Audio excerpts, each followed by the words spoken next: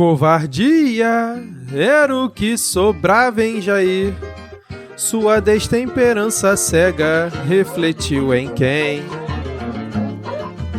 Sua estratégia ineficaz, gado voraz. No posto arder, botijão de gás. Covardia era o que sobrava em Jair. Sua destemperança cega refletiu em quem? Uma estratégia ineficaz, gado voraz. No posto arder, botijão de gás. Falei, não aguentaram o fracasso. Falam mal da cachaça e não é pela azia. É moralismo, fuleira, vaza, gado vai pastar. Idolatria, covardia. Covardia era o que sobrava em Jair. Sua destemperança cega refletiu em quem? Uma estratégia ineficaz, gado voraz. No posto arder, botijão de gás. Covardia era o que sobrava em Jair. Sua destemperança cega refletiu em quem? Uma estratégia ineficaz, gado voraz. No posto arder, botijão de gás. Falei, não aguentam o fracasso, falam mal da cachaça e não é pela azia. É moralismo, fuleira, vazagado vai pastar. Idolatria, covardia. Covardia era o que sobrava em Jair. Sua destemperança cega refletiu em quem? Uma estratégia ineficaz, gado voraz. No posto arder, botijão de gás. Covardia, covardia.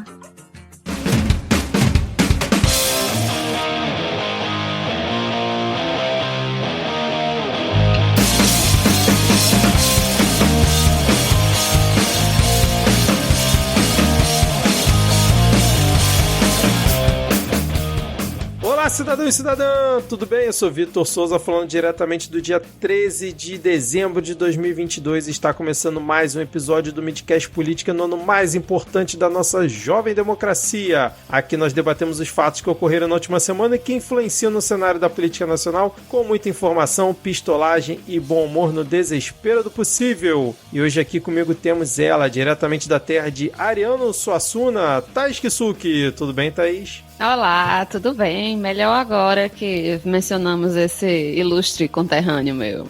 Tem semana que eu sou legal com os participantes deste podcast e faço menções interessantes. E completando o nosso trio de hoje, temos ela diretamente da capital incendiária do país, Ana Raíssa. Tudo bem, Ana? Fogo no parquinho, agora tá tudo bem. Hoje tá tudo bem, né, Ana? Ontem você ficou... presa na festa, né, da firma. Gente, pelo amor de Deus, socorro, vamos falar sobre isso. Nossa, pelo menos a comida tava boa.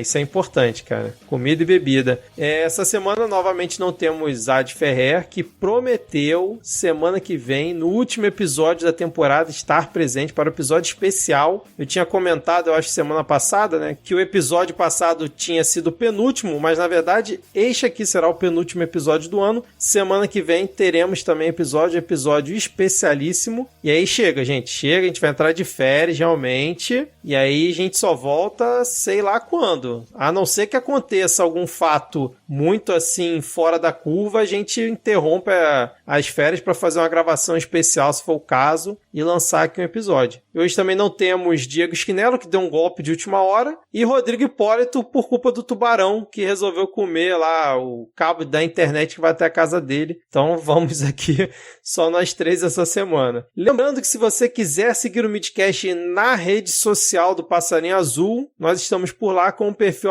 @podcastmid. Ana, Thaís, quais são suas arrobas, por favor? Lá também na rede do ridículo do Elon Musk, Ana Raíssa, tudo junto, com 2 N's, 2 R's e 2 S's. E eu tô como Thaís Kisuki, só com um S. Tô na rede do Passarinho Azul, tô no Instagram, tô no TikTok, tô no Mastodon, tô em vários lugares. Me procura aí, vai que tu me acha. Lembrando que se você quiser avaliar o Midcast, isso é muito importante pra gente. Então aí no seu tocador, seja ele Spotify, Podcast Addict, Apple Podcasts, lembre sempre de avaliar com 5 estrelas o Midcast. A gente já passou de 550 avaliações no Spotify, cara, muito bom. Estamos ali com a nota 4.9 porque algum infeliz resolveu dar menos de 5 pra gente lá, não sei porquê. Você também pode apoiar o Midcast através do PicPay e do Padrim. No PicPay você vai no aplicativo e procura por Midcast, no Padrim é padrim.com.br/Midcast, temos planos de R$2 e R$5 e gostaria já de agradecer aqui a todos os ouvintes que colaboraram com a nossa campanha Envie um Midcaster para a Posse. Nós tínhamos a opção aí ou do Rodrigo ou da Thaís, pois os demais já vão estar presentes lá em Brasília, mas infelizmente a gente não conseguiu aí chegar num valor que realmente conseguisse subsidiar a ida de um dos dois para Brasília. Obrigado, Paulo Guedes. Mas em compensação, nós teremos aí a doação do valor integral para o padre Júlio Lancelotti, e o valor arrecadado foi R$651. Muito, muito obrigado a todos que colaboraram. Então, esse valor a gente vai doar integralmente para o padre Júlio Lancelotti e depois eu vou divulgar lá no Twitter do Midcast o comprovante para fazer essa prestação de contas. Mas já fica aqui o aviso que a nossa chave Pix continuará disponível para os ouvintes que queiram colaborar com a gente de forma individual e pontual ou com a nossa caixinha de fim de ano. Então, se você quiser continuar contribuindo com o Midcast via Pix, também tem a nossa chave, que é o nosso e-mail, podcastmid@gmail.com. O nosso feed de paródias, caso você curta as paródias do Midcast, você pode procurar aí no seu tocador de podcast também, paródias Midcast Política. E acho que é isso, né? Acabou. Não tem mais nenhuma coisa a ser dita nessa abertura de podcast. Agora, sem mais delongas, vamos iniciar o episódio com o bloco Pó, marreco e conja.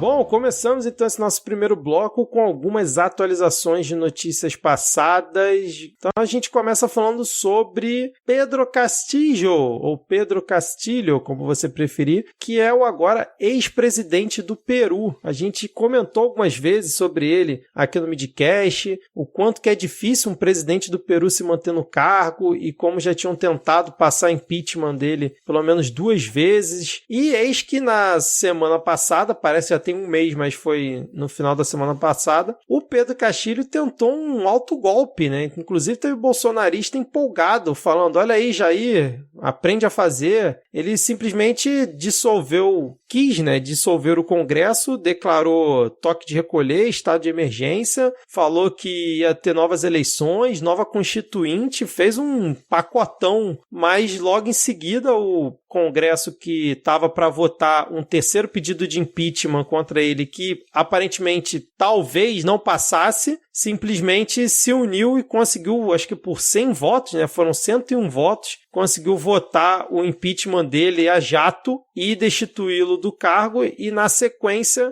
a polícia, foram 101 votos a favor do impeachment, precisava de 87, que não era garantido antes dele tentar esse autogolpe, mas depois conseguiram 101 votos a favor e com isso declararam a vacância do cargo e assumiu a vice dele, que é a senhora Dina Boluarte, e nesse meio tempo parece que, pelo menos foi o que eu ouvi falar, não sei se vocês têm alguma outra informação, mas que ele parece que estava tentando manobrar para se exilar na Embaixada do México E aí, nesse meio tempo, descobriram esse, entre aspas, plano dele, e aí acabaram fazendo a prisão dele em flagrante. Hoje, a Suprema Corte do Peru negou a apelação da defesa do ex-presidente contra sua prisão preventiva, e o tribunal considerou que o prazo de 7 dias de detenção é adequado, ou seja, ele foi preso no último dia 7 e vai ficar pelo menos até o dia 14 preso por conta de toda essa situação completamente maluca. Não sei o que vocês têm a dizer a respeito disso. A situação do Peru é tanto complicada, né, como o Vitor já citou. E assim, essa dissolução do Congresso lá parece uma coisa muito grave, porque aqui no Brasil é uma coisa muito grave, mas lá é um daqueles restolho de ditadura, sabe? Então, constitucionalmente, ele pode fechar o Congresso e chamar novas eleições, assim como, se eu não me engano, acontece no Reino Unido, que eles não fecham o Congresso, mas o primeiro-ministro pode adiantar as eleições. Em Israel também, eu lembro que uns anos atrás a gente teve, se eu não me engano, era uma proporção, tipo, em 3 anos, foram 5 eleições para primeiro-ministro. Então, essas coisas que pra gente parecem muito radicais, em algumas constituições pelo mundo aí, elas são mais comuns. Quando a gente vê pelos olhos da nossa Constituição, é realmente terrível. Mas a situação do Peru é muito delicada. O Pedro Castilho, ele ganhou uma eleição apertada que virou normal, né, nos últimos anos no mundo todo, contra a filha do Fujimori, que foi um ditador escroto e bizarro do Peru e que até hoje assombra lá, tem a filha dele tentando o cargo. Aliás, defendidíssima pelo Mário Vargas Llosa, né, que é o Nobel amargo aí de literatura que a gente tem. A gente na América Latina, eu digo. E desde que ele assumiu, ele já assumiu que embaixo de muitas críticas. Porque, por exemplo, ele é um candidato de esquerda, mas ele é um candidato de esquerda que, pelo histórico campesino e tudo no Peru, ele não defende pautas como liberação das drogas ou, sei lá, pautas relacionadas a aborto, por exemplo. Nisso eles são mais conservadores. Então aí já receberam as críticas da esquerda, sei lá, mais tradicional. Então é um governo cheio de contradições. Então, isso de fechar o Congresso e pedir novas eleições não foi muito grave no Chile, no próprio Peru, quando aconteceu em 2019. E o presidente era um presidente de direita, e isso aconteceu e passou em brancas nuvens. Não foi chamado de golpe, ninguém foi preso, e dadadá. Só que, como o Castilho tem um governo muito delicado, digamos, foi uma medida... Foi muito mal recebida, a gente vê pela quantidade de votos que ele teve, e que, assim, não ia ter a mesma recepção que teve o governo de direita ter feito isso, né? Então, não teve. Assim, ele tomou posse embaixo de crise já e continua assim até o final, e eu não vejo, embora ainda se tenha, né, uma vaga esperança de que ele seja restituído ao cargo, eu acho que isso não acontece. A vice, né, que é a primeira mulher a tomar posse do cargo de presidenta no Peru, é vice dele e já tava meio assim, né, que ai, gente, cuidado com os vices aí que vocês arrumam. Mas assim, sem muita coisa pra dizer. Tá sendo uma prisão, a prisão dele, mais do que o autogolpe, né, que ele tentou. Tá sendo muito apoiado e comemorado pela mídia, pela grande imprensa, pelos grandes empresários, pelos grandes partidos lá e tal. Então, eu acho que ele tá meio sem saída, embora ele ainda tenha, internacionalmente, né, ele ainda tenha o apoio das esquerdas latino-americanas, ou pelo menos de alguma esquerda latino-americana. Mas a situação do Peru é uma situação que dos últimos anos pra cá, ela nunca se normalizou, ou nunca teve, sabe isso que a gente tá buscando no Brasil, assim, ai gente, de novo, sabe, eu só queria um debate, sei lá, Marina e Tebet e tal. É uma coisa que lá é mais difícil disso acontecer ainda. Tudo muito mais difícil, muito mais delicado. Qualquer que fosse a medida que o Pedro Castilho tomasse, ia ser mal recebido, porque não teve nada que ele tenha feito desde que ele tomou posse que tenha sido bem recebido. Ele está em maus lençóis e deve seguir preso aí pelo menos por um tempo. Essa situação do Peru parece um pouco uma espécie de parlamentarismo às avessas, né? Porque ao invés de ser o Congresso que destitui o ministro ou o presidente, ao contrário, né? O presidente que destitui o Congresso. Ainda bem que o Brasil não tem nenhuma legislação similar a essa do Peru, nem ao parlamentarismo, porque seria o tipo de coisa que tornaria o Brasil impraticável de se governar, né? Tem muita gente que defende o parlamentarismo, mas assim, eu vendo situações como Israel, como a Itália, eu não consigo ver o parlamentarismo funcionando aqui no Brasil. Por mais que eu gostaria muito de tirar certos parlamentares numa destituição, mas não daria certo. Seria uma confusão nível Trapalhões mesmo. É basicamente isso mesmo. Eu acho que isso só serve pra gente, de certa forma, como um aviso pra gente ficar atento, assim, porque eu acho que essas experiências... Eu acho que na América Latina, a gente se espelha muito no que aconteceu nos Estados Unidos, né? Desde de Trump para cá, mas eu acho que é muito importante a gente ver também o que tem acontecido na América Latina, porque em muitas questões a gente está mais próximo, né, da América Latina do que dos Estados Unidos, então é bom a gente ficar atento para evitar que de alguma forma o governo Lula tenha essas mesmas, claro que dificuldades vai ter, mas que tenha essas mesmas dificuldades, né, a gente já viu que a mídia vai trabalhar contra, provavelmente, o Congresso até que tá até favorável até agora, né? Hoje vi Ricardo Barros falando a favor da PEC da transição, fiquei surpresa, né? Mas, enfim, centrão sendo centrão, mas vale o aviso. Eu acho que vale o aviso, assim, pra gente tomar cuidado com os passos que a gente toma e ficar atento com iniciativas golpistas, né? O Fujimori, quando tomou o poder e implantou a ditadura dele, foi justamente utilizando esse recurso de dissolver o Congresso. Eu realmente não sabia dessa informação. Mas, assim, a gente, não nas mesmas situações, mas a gente viu que quando foi na Bolívia, todo aquele golpe que fizeram por conta daquela tentativa do Evo Morales realmente ter forçado a barra tentando o quarto mandato, mas quando foi um golpe vindo da direita, com o apoio das forças de segurança,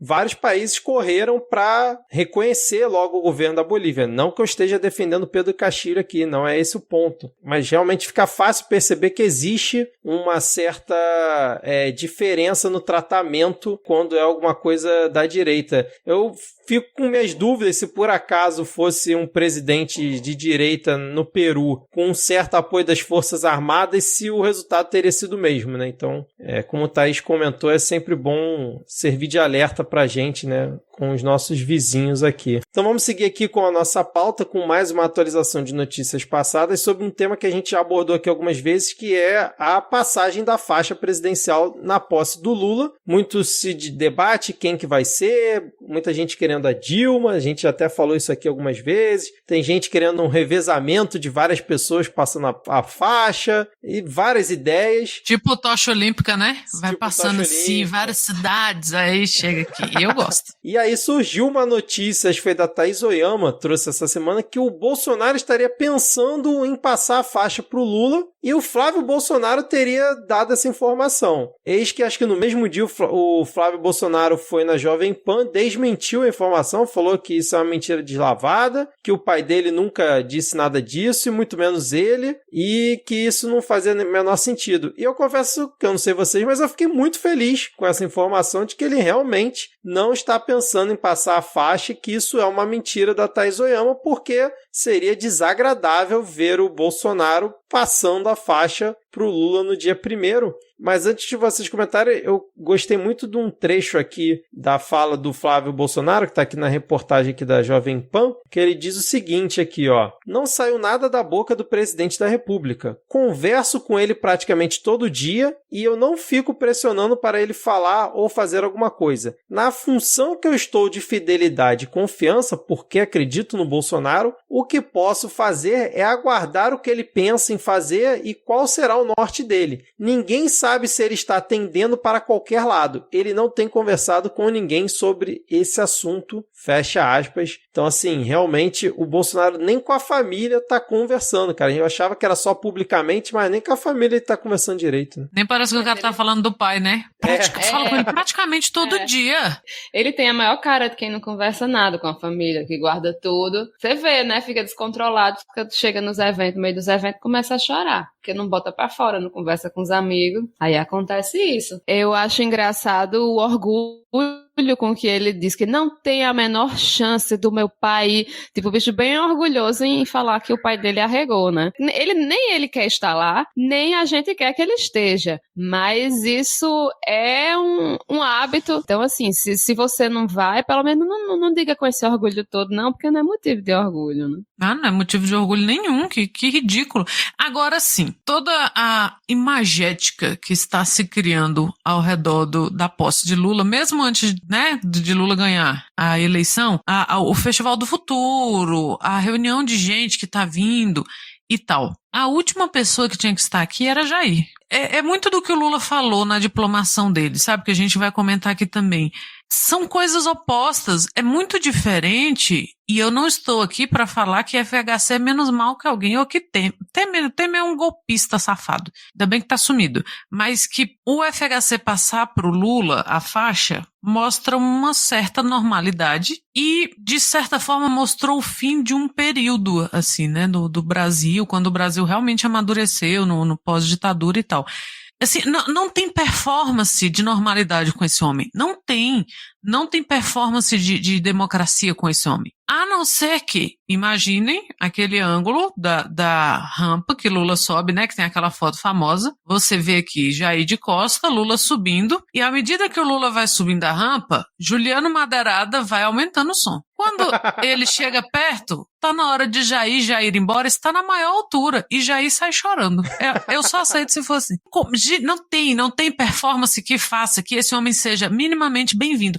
Por quê? Ô, Ana, quem rapidinho, sem querer interromper a sua fala, mas quando o Jair tá chorando, a gente vê ao fundo, assim, só a silhueta de uma capa preta e uma cabeça, assim, careca, esperando o Jair. Cara, seria... Um bracinho assim, ó. Um sorriso. Nossa, você vê só o brilho do sorriso. Isso, E ele ri meio de baixo pra cima, assim, ele olha de baixo pra cima, né?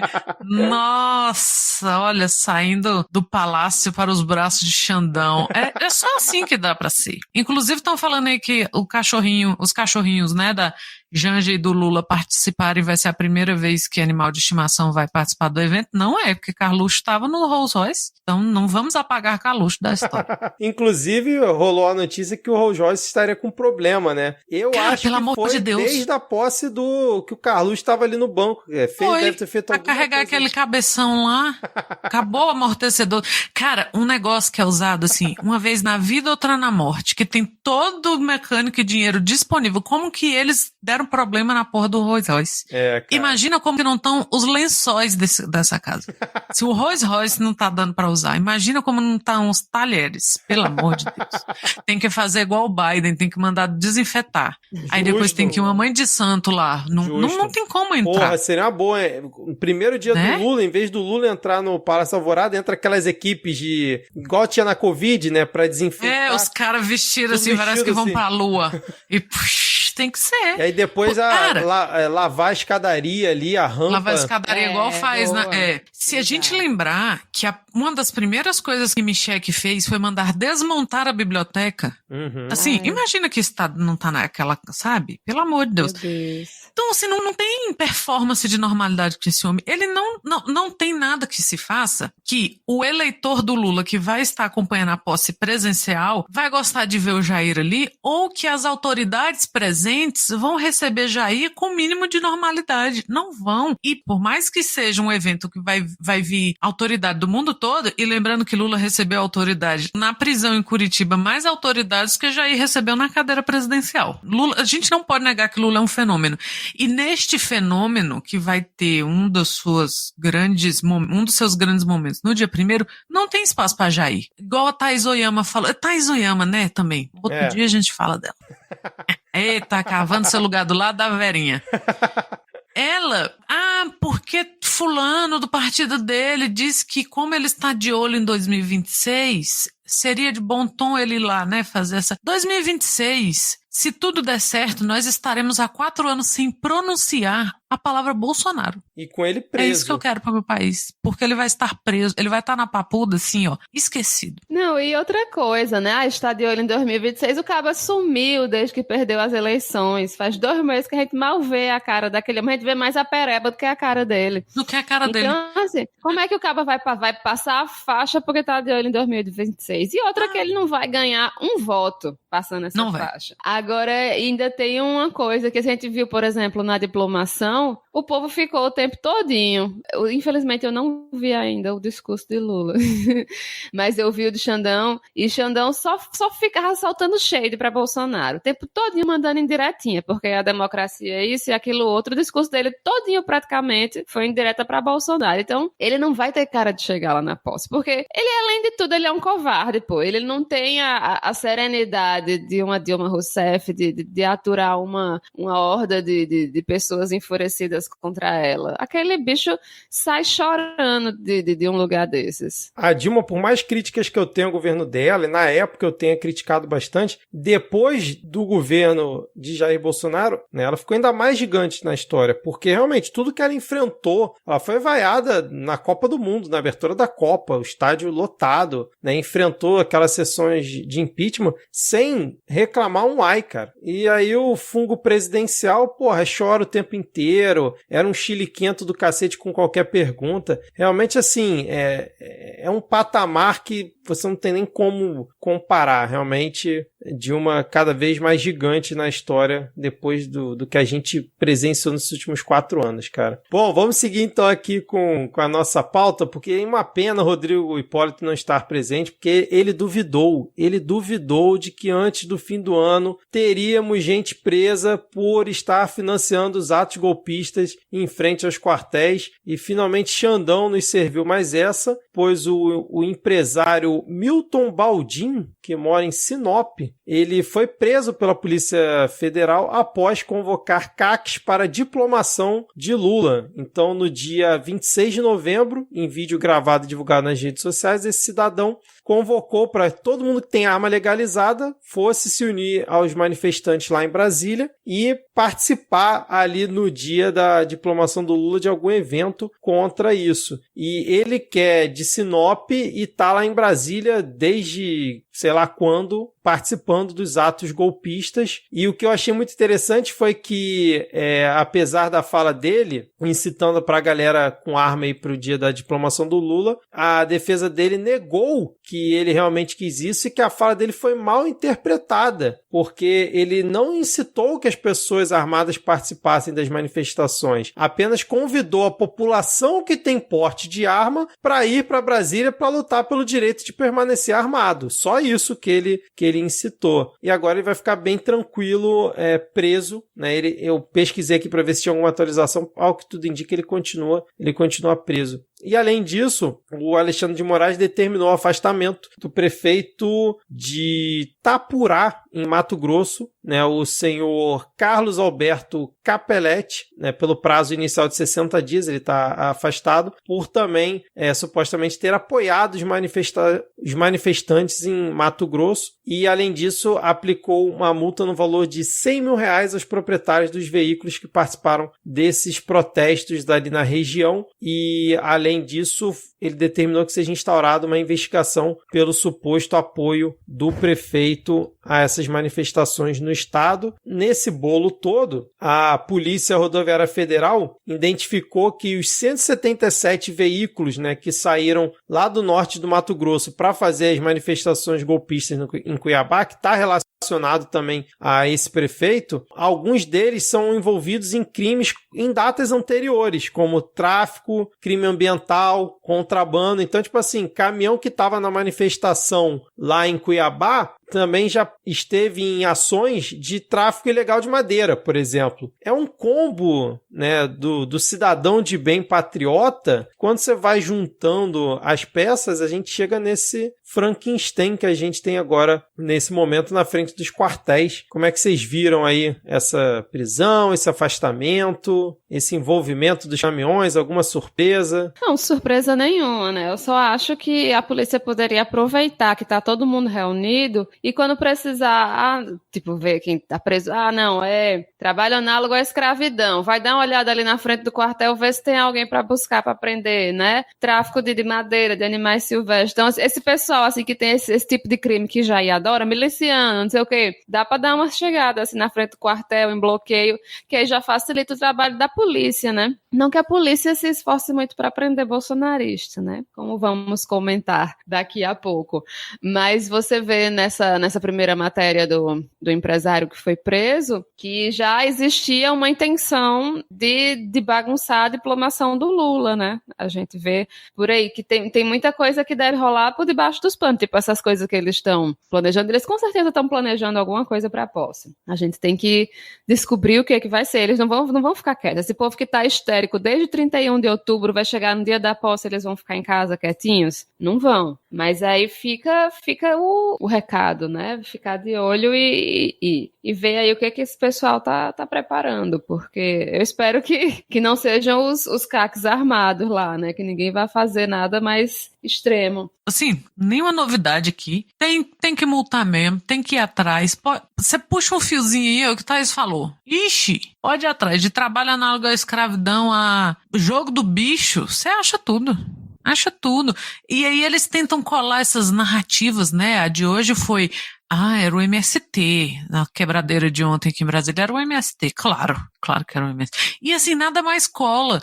Então, essas narrativas, eu acho que não tá colando nem dentro desse círculo, sabe? Dos menos estabacados, que ainda tem emprego, os que ainda tem família. Porque o cara que já largou a família, a mulher largou ele pra lá, ele não visita mais a mãe, perdeu o emprego, largou o emprego pra ficar na porta de exército, aí esse já não tem jeito não.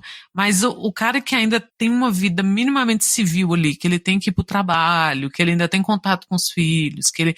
A primeira risada que alguém dá na cara dele, e eu vi isso acontecer, a pessoa já fica meio assim, sabe? Então tá enfraquecendo porque as coisas estão ficando muito estapafúrdias. E aí o Xandão tem que fazer a parte dele. Não tem ministro da Justiça, a gente tem um governo eleito interino que tá fazendo o que tem que ser feito, porque nada, né, já aí desaparecido, coçando eles e pelo o dia inteiro. O filho fala, eu falo com ele quase todo dia, não é possível.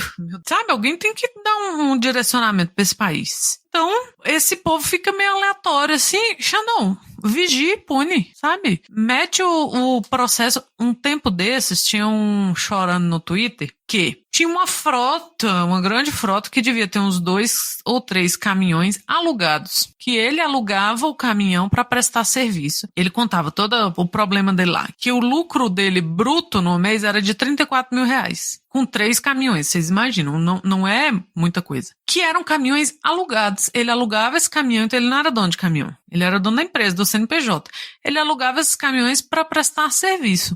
Como ele, segundo as próprias palavras, estava parado porque estava participando das manifestações, alguns, não sei quanto, dos 4 clientes que ele tinha, então, se ele falou alguns, é mais de 2, né? Rescindiram o contrato com ele porque a carga estava atrasando. E ele estava desesperado. Como é que ele ia falar pra mulher dele isso? E aí Xandão fez o quê? Meteu-lhe uma multa de 100 mil. E ele estava, gente, o que eu faço? E aí a galera começou com assim, cria uma vaquinha que os patriotas vão te ajudar. E ele, muito envergonhado, disse que não ia pedir dinheiro pra ninguém e não adiantava porque a multa era diária. Então a vaquinha tinha que atingir aqueles 100 mil num dia, porque senão no outro dia era mais 100 mil. E aí a galera começou a dar ideia pra ele de deixa rolar que essa multa é ilegal. E aí se juntou um grupo de gente mais de esquerda, progressista, falando, meu filho, pelo amor de Deus, a gente não concorda com você, mas lê o que você escreveu. Você tá ferrado. Volta pra casa, chama um advogado, dá um jeito de pausar essa multa, sabe? Não faça isso, não deixa rolar essa multa não ilegal. E ele assim, gente, pelo que eu tô vendo aqui, essas multas são ilegais mesmo, eu vou deixar correr. Gente, é de dar dó. Porque um cara desse, assim, ele só vai tomar no cu. Agora, Xandão tá errado? Me desculpa, não tá. Sabe, era uma multa educativa até. Porque foi o único momento que ele parou pra pôr a mão na consciência dele, embora ele tenha tido a pior das ideias, que era, não, vou deixar a multa correr, depois eu não acompanhei mais. Mas, assim, tinha gente de esquerda com dó do cara, dando dica, não, procura um advogado, não faça isso, não faça isso. Se você não tava querendo contar pra sua mulher, como é que tu vai deixar essa multa correr, homem? O cara meio repensando, eu achei que o presidente, pensei até em pedir ajuda pro Bolsonaro. Oh, meu Deus, sabe? Tem que ir atrás, senta o pau. Naquela fala do Xandão lá na diplomação do Lula, se tivesse dado uma corda na mão dele, ele tinha sentado no lombo desse povo tudo na frente do quartel e não tinha um mais. Que ele tava nessa energia. Tem que ir atrás de prefeito mesmo, tem que ir atrás de empresário mesmo. Se tem gaiato no navio, que afunde junto com o navio para aprender a ser esperto. Não, tem que começar a tratar essas coisas com a gravidade que elas têm. A gente só não tá mais lascado porque são focos pequenos. Aqui em Brasília, no nosso caso, além de ser pouca gente, o setor militar urbano é bem afastado do centro. Então, assim, não atrapalha o dia a dia de ninguém, a não ser de quem mora lá. Então, não tá causando grandes problemas. Mas para quem é, assim, no meio da cidade, no centro, não sei o quê, isso vai criando problemas. E tá todo mundo de saco cheio. Então tem que começar a tratar essas coisas com a gravidade que tem. Senta o pau. Tô nem aí, mas... Não, ainda mais que, além de você atrapalhar a cidade, você percebe que a pessoa que é minimamente razoável vê o descolamento da realidade, até mesmo se for bolsonarista. Porque ele vê, cara, o Lula tá sendo diplomado, tá tudo rolando, PEC da transição acontecendo, posse sendo toda... programada. Enquanto isso, a galera tá, em frente ao quartel, tentando bloquear a estrada. Essa semana mesmo tentaram bloquear de novo a Castelo Branco lá em São Paulo, né, em protestos à diplomação do Lula. Então, assim, o cara que é minimamente razoável, mesmo sendo bolsonarista, ele olha pra isso e fala, putz, cara, realmente essa galera perdeu a linha. E aí vai ficar só esses trouxas mesmo, tomando multa, os influenciadores bolsonaristas tudo de fora do país ou do alto lá do seu Twitter, influenciando pra galera, né, agora é guerra e tal. Enquanto isso, o máximo que eles ficam é sem rede social, enquanto os buchas estão lá tomando chuva, tomando gás de pimenta. É um cenário desolador, mas eu não tenho pena de nenhum desses. Só rapidinho aqui em relação a esse caso, aqui na reportagem do G1, um dos veículos de Sorriso, né, que foi onde mapearam esses 177 veículos e tal, está registrado em nome da Cipal Indústria e Comércio e esteve envolvido no transporte de aproximadamente 3 toneladas de drogas entre maconha e skunk em Palhoça, Santa Catarina, em outubro deste ano. A droga estava escondida em uma carga de farelo de soja e 2 pessoas foram presas. Esse mesmo caminhão estava um mês depois na manifestação contra a vitória do Lula lá em Cuiabá, cara. Você falou essa história de agora é guerra, eu me lembrei de 2 vídeos que eu vi essa semana, que eu acho que deve estar virando moda essa história de bolsonarista entrar nos cantos gritando, descontrolado, falando, nós estamos numa guerra e não sei o que, vocês estão aí fazendo compras, comendo churrasco, porque eles estão tão bem nessa, né? Galera totalmente alterada de cloroquina. E chegando lá nos cantos e gritando, não sei o que, agora é guerra. E gritando assim, histérico mesmo, assim, sabe? Você vê que é uma pessoa que não tá bem. Não tá nada bem, cara, exatamente. Vamos seguir aqui, porque temos aqui um momento pra gente dar uma risada. Chegou o momento de polêmicas, piadas e tretas aqui, porque temos Marreco novamente na nossa pauta. Ele que reclamou durante a campanha, o PT tá querendo impugnar minha candidatura, o PT isso, o PT aquilo. Aí foi lá, lambeu as botas do Bolsonaro, posou do lado dele em debate na Globo, na Band, no Cacete A4, declarou voto no Bolsonaro, passou a eleição, ele foi eleito, né, senador pelo Paraná, e eis que agora o PL, partido do Bolsonaro, está pedindo a cassação do mandato do Moro junto à justiça, e nós não sabemos maiores detalhes porque está justamente sob segredo de justiça, mas integrantes da legenda, né, do PL, do Partido das Lágrimas, informaram que o pedido já foi feito no Paraná com o respaldo da direção nacional da legenda e eis que o Marreco tuitou o seguinte: soube pela imprensa que Fernando Jacobo, presidente do PL do Paraná, e Paulo Martins, segundo colocado nas eleições paranaenses, né, que era o candidato do Bolsonaro ao Senado por lá, ingressaram com ação buscando cassar meu mandato de senador. Anote esses nomes. Maus perdedores que resolveram trabalhar para o PT e para os corruptos. Óbvio que ele tinha que botar o PT no meio da fala, né? Da minha parte, nada temo, pois sei da lisura das minhas eleições. Agora impressiona que há pessoas que podem ser tão baixas. O que não conseguem nas urnas, tentam no tapetão. Cara, ele realmente conseguiu ainda meter o PT no meio da fala. E, cara, Moro, você tá só colhendo o que você plantou. Bem feito. Espero que venha tudo de pior aí pra você. É muito doido porque o Moro não existe sem o PT, né? Tudo ele tem que trazer à tona PT e corrupção. Corrupção. Porque é isso, né? O que resta pra ele, né? Ficar falando, repetindo, feito um papagaio, corrupção, corrupção. Até o papagaio, assim, sabe mais do que 2 palavras, né? Sérgio Moro só sabe PT e corrupção. Agora, quem diria que o casal Marreco, nesse final de ano, seria o motivo da nossa felicidade? Quem diria que esse casal traria tanta felicidade pra gente? Nunca pensei. O ódio que eu já tive desse homem, nunca imaginei que ia dar gostosas cagadas com ele. Meu Deus, é bom demais. Olha, que alegria. Eu não sei porque que Rosângela não gosta de estar casada com esse homem. Olha que alegria aqui. É sempre só sorriu. Sempre a novidade, né, cara? Sempre a novidade. Nossa, é bom demais. Olha, Moro, um recado pra você, cara. O homem que se vende sempre recebe mais do que merece. Aquele papelão que você fez, todo papelão que você fez, do dia que você nasceu ao dia que você começou na mídia... Não se paga, brother, pelo amor de Deus, sabe? Apareceu do lado de Jair, depois de ter sido escorraçado, fez aquele papelão ridículo de ministro.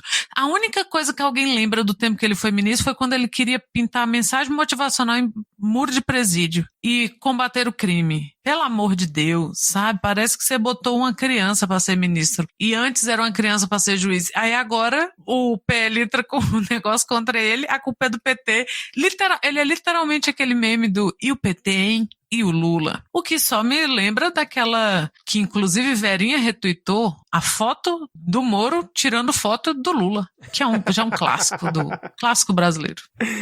Ai, nossa marreca enxadrista, cara. Bom, seguindo aqui com a nossa pauta, eu quero comentar o salve que a Nian Maclear mandou aqui pra gente, ó. Só queria dividir com vocês que hoje vi na TV o prédio da PGR e é horrível demais. Parece um globo de discoteca dos anos 70. Beijos pra vocês, seus lindos. O nosso queridíssimo Denis Almeida disse: um alô dos gatitos que, mesmo nesse calor de sauna, tem mania de dormir grudadinhos. E teve a Rose Matos, que tá sempre mandando mensagem pra gente, né, comentando os episódios. Mandou aqui lambeijos da Jinx pra toda a bancada e parabéns pra mim que faço o nível dia 25 de dezembro, já que hoje possivelmente é a última gravação. Então, beijo, Rose, parabéns aí já antecipado pra você. Parabéns, Rose. Parabéns, Rose. Que triste fazer no Natal, né? Espero que não seja tão triste quanto parece. Porque, assim, um presente só, já sabemos, né? Ah, aqui, ó, vale pelos dois. Ai, que raiva. Exatamente. Eu faço perto do Dia das Crianças e já fui atazanado com isso a vida toda, ganhando um presente só. Imagina no Natal. Eu achava bom, porque o meu também é perto do Dia das Crianças, aí eu juntava os 3 pedidos de fim de ano e pedia um presente caro. Ah, olha aí, você era uma criança muito mais esperta que eu só ficava triste. Ai, ai. Vamos então fechar esse nosso bloco com o último tópico aqui da pauta, que é o Momento Conja. Temos novamente aqui a Conja no Midcast. Aproveitar, principalmente que o Rodrigo hoje não está aqui gravando. Temos 2 fatos sobre ela. Primeiro, o TRE de São Paulo recomendou a reprovação das contas da Conja, né, que foi eleita deputada, é sempre bom lembrar. E aí, o parecer do TRE diz o seguinte, ó: entre as falhas indicadas estão gastos com combustíveis para veículos aos quais não foi possível identificar se estavam ou não servindo a campanha, despesas com fornecedores que têm inconsistências fiscais e gastos que não passaram pela conta bancária da campanha. O TRE indica que a Rosângela Moro terá que devolver R$853 mil ao Tesouro Nacional por gastos irregulares pagos com o dinheiro do fundo partidário. Também caberá a devolução de outros R$6.845 por recursos de origem não identificada, mais R$17.500 por impulsionamento de conteúdo na internet e a devolução de R$1.089.000 por gastos eleitorais irregulares pagos com recursos do Fundo Especial de Financiamento de Campanha. Todos os valores deverão ser devolvidos ao Tesouro Nacional. Mas apesar... Ela vai devolver mais do que ela declarou, né? A campanha dela, que declarou 2.800.000. Eu vou fazer essa conta. Pode continuar, porque eu vou fazer essa conta, que não é possível, Rosângela.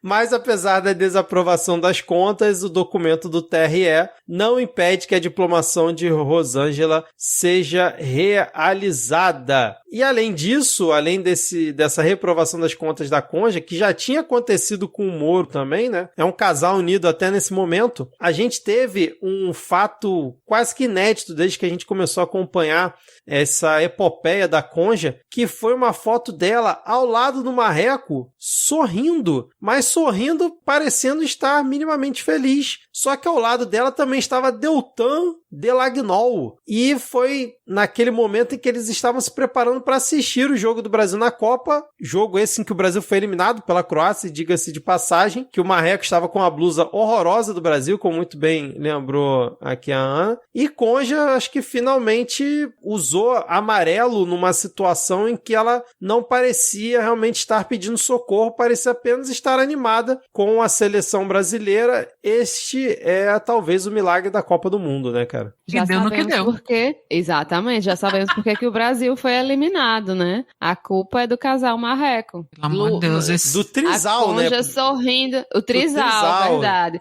E esse povo tá feliz, viu? Tem alguma coisa errada aí. O pateta é o patético. Mas pois é. O pessoal aí sorrindo, fizeram as pazes, pelo visto, né? Deltan e Marreco, né? É verdade.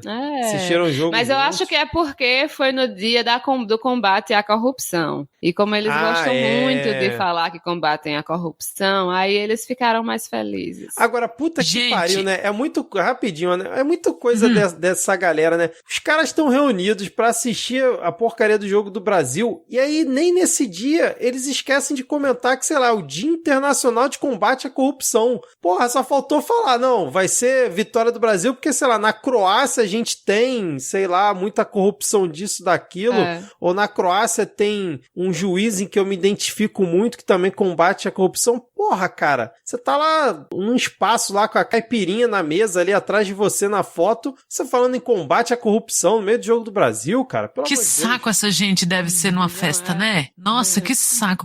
E, Vitor, quando você mandou esse link pra gente, que foi quando eu falei gente, a camisa do Moro é ridícula.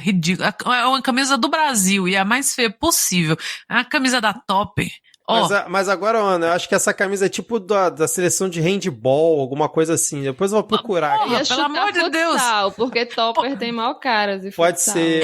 É a cara dele ser de futsal. É mesmo. Não, ridícula. Puta merda. Não, o Dallagnol também não tá uma beleza, né? Mas assim, tudo feio, mas Conja estava super feliz. Só que você mandou, e a gente ficou falando da camisa feia dele, e ficou na minha cabeça, assim, dia de orgulho ao combate à corrupção. E eu fiquei que nem aquele meme que o cara passa o dia todo assim no ônibus e comendo, pensando, orgulho ao combate da corrupção? Cara, eles inventaram esse dia, não é possível. Aí daqui a pouco eu lembrava, orgulho, isso é a invenção da Lava Jato, não é possível. Cara, eu fiquei perturbada horas com isso. Aí eu, vou ter que olhar, voltei no WhatsApp, abri, aí eu, é Dia Internacional de Combate à Corrupção. Mas eu fui perturbada horas com esse negócio, achando que era dia do orgulho do combate à corrupção. Ainda fiquei assim, é bem a cara deles mesmo inventar um nome ridículo desse. Julguei o trisal aqui. Vi cara, aqui, o joinha. Rapidinho, o joinha, esses homens fazem direito. Rapidinho, essa é uma camisa da seleção brasileira retrô, né, da Topper. Deixa eu ver aqui, não disse a do futsal, acho que é tipo retrô da seleção de futebol mesmo, que fizeram. A Topper fez uma versão retrô, sei lá. 70. Não, tem retrô muito mais bonita. Mas ela também tá com uma camiseta que é meio uma bandeira do Brasil, meio estilizada, estilizada, né? Estilizada, E reparem que no outro link que a gente tem, que é da reprovação das contas dela, que ela tá de branco, ela tá com a correntinha que tem uma micro bandeirinha do Brasil Ai, gente... Olha, esses parangolé de bandeirinha do Brasil estilizada, que coisa ridícula. Parece coisa da Ana Maria Braga, essa mulher. Não, agora, essa mulher precisa de uma amiga, gente. Eu achei engraçado. O problema é se as amigas tiverem o mesmo bom gosto que ela, né? Aí não adianta de nada. Mas eu achei engraçado que o primeiro comentário que aparece aqui pra mim é do Carlos Alberto Júnior, dizendo, bando de pé frio. É mesmo? Aí tem um outro que aparece pra mim, que já tá explicado porque a gente perdeu, foi essa foto amaldiçoada. É o bando de pé frio mesmo, aí tem assim, 10 likes. Nossa, a foto flopou de tudo, meu Deus do céu. Gente, que horror. Mas pelo Cuidado, menos se vocês estiveram numa festa e tivesse esse trisal te olhando assim, sai fora. Não deixa pagar a bebida pra você. Mas pelo menos temos a Conja sorrindo, vamos ver como serão as cenas dos próximos capítulos dessa novela. Eu espero que ela esteja sorrindo antes do jogo e não depois. Bom, cara, mas tô vendo aqui o tweet do Moro, desculpa, Volta, é uma coisa, porque ele fala assim, no dia internacional do combate à corrupção vai ser uns 3-0 pro Brasil contra a Croácia na Copa do Mundo, mas depois temos uma casa para consertar com o nosso time. Aí marca a Conja, cara. Por favor, velho, nossa... Olha, isso tá parecendo um conhecido meu que no primeiro ano de pandemia, que a gente passou aquele inferno, sem ver ninguém, sem nada. Primeira vez que a gente encontrou um povo meio de longe, sabe quando o pessoal começou a ir pros parques assim? Aí ficou meio sem assunto com ele, porque ele não é muito chegado, né? Aí ele bateu uma palminha e falou, e o Ciro Gomes, hein? Essa energia desse tweet. Que ela não tinha um outro assunto não, velho, pelo amor de Deus. Porra, vai beber essa caipirinha aí, cara. Porra, toma essa caipirinha aí, vai curtir, vai ouvir a música, pelo amor de Deus. Aí depois que o jogo acabou, ele só tweetou assim na sequência, muito ruim, uma pena. Tá que pariu, cara. Ai, que homem interessante, Rosângela. Não tinha outro não, né? Bom, depois que a gente encerrou agora esse momento Conja, né? Vamos seguir com a nossa pauta e vamos pra onde agora? Fogo no parquinho em Brasília. Brasília está pegando fogo.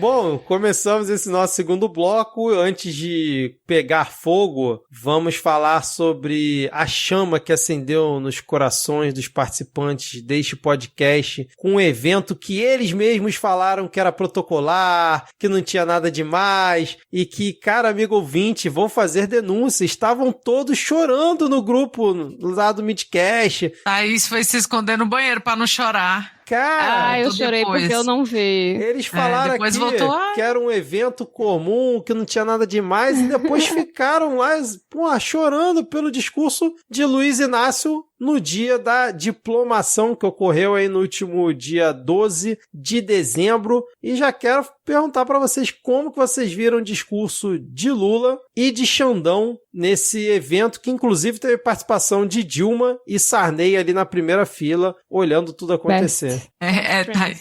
Thaís reparou nisso, que a Dilma tava toda... Deram um abracinho, não sei o que e tal. O Sarney já tá com aquela cara, né, de vozinho que vai pros lugares porque levaram. Não, vamos, tem que ir.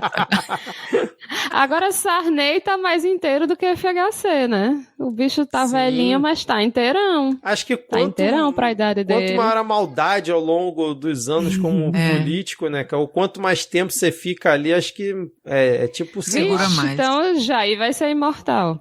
Infelizmente, pelo visto. Mas digam aí, como é que vocês viram o discurso, o evento? Olha, enquanto eu e o Rodrigo chorávamos, e Vitor com o seu coração peludo... estão chorando aí, né? Chorando por causa de político. Esse homem não tem... Nossa, gente, vocês não sabem a dureza, o patrão. O patrão não chora por nada. Meu Deus, mas mordemos a língua, porque, e eu ainda falei assim, não, o de 2002 foi histórico, né? Porque eu pensei que esse seria menos histórico, até parece que eu não conheço Lula. O evento começou com o cumprimento que as pessoas usavam nos 580 dias que o Lula ficou preso em Curitiba, né? Que era da bom dia, presidente Lula, boa tarde, presidente Lula, e foi muito emocionante. Emocionante naquele jeitinho brega, sabe, da esquerda emocionada. Eu gostei muito disso, porque a gente tá precisando ser emocionado. Relembrando o papel que teve a prisão do Lula nessa confusão do caralho que a gente tá, né, que foi o principal estopim, assim. O principal estopim, né, foi o estopim de muita coisa. E o Lula falou dos dias dele na prisão em Curitiba. Então, relembrar esse momento e relembrar que dia nenhum Lula esteve sozinho lá foi muito importante, porque, aí eu vou repetir uma coisa que eu falei lá no grupo, até a conciliação do Lula encontrou um limite, e esse limite é a base da democracia, porque a gente fala porque ele faz, né? É o maior conciliador do mundo, é o cara que foi chamado de o cara por Obama, é o cara que, né, aí tava lá o Sarney, pelo amor de Deus. E a gente sentiu falta, a gente falou, né, do FHC. A minha teoria é que tá difícil, né, na idade dele, realmente, assim, eu fiquei espantada em perceber como o FHC é bem mais velho que o Lula. E viagem, né, transatlântica, assim, pra vir de Paris, do seu apartamento pra cá pra cumprir essas coisas, não precisa mais, né, ele tá certo. O sonho de aposentadoria do Ciro Gomes é ser FHC. Mas sentimos essa falta aí. Tava lá Lewandowski. Aí Xandão falou lá, caralhado do nome, todo mundo quase falou o nosso. Mas foi importante, como o Lula pontuou, desde as pessoas dando boa tarde para ele, como faziam nos acampamentos em Curitiba, até na fala dele, no próprio choro, porque na hora que o Lula chorou, ele lembrou muito o próprio papel, quando ele fala que vocês não sabem o que eu passei para estar aqui. E é muito importante o Lula, às vezes, pessoalizar. Porque a figura do Lula, o Lula, né, às vezes a gente acha que é assim, o Lula fenômeno, que é o Lula que foi preso em Curitiba e que falou que ele não poderia ser morto, porque se ele fosse morto ele ia virar Marte, e você não parar a primavera, essas coisas. Ele se encontrou naquele momento com o Lula homem, que estava ali, sabe? Que estava ali com a segunda esposa. Não tem como não lembrar da Dona Marisa, quando você vê a Janja lá.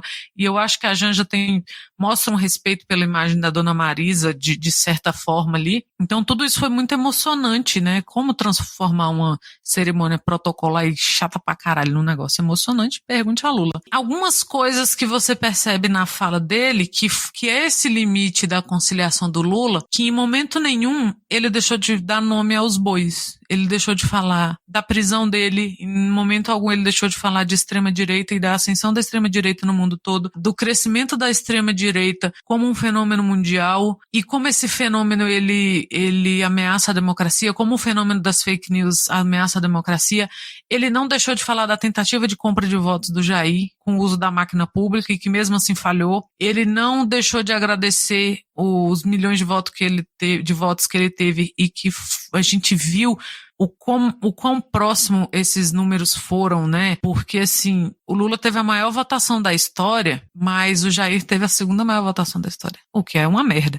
Eu fiquei muito impressionada, nas eleições americanas, eu ouvi, sei lá quem na Globo News, falando que o Biden teve a maior votação na história americana, mas o Trump teve a segunda maior votação. E aqui aconteceu a mesma coisa na Argentina, aconteceu a mesma coisa na Colômbia, aconteceu a mesma coisa, sabe?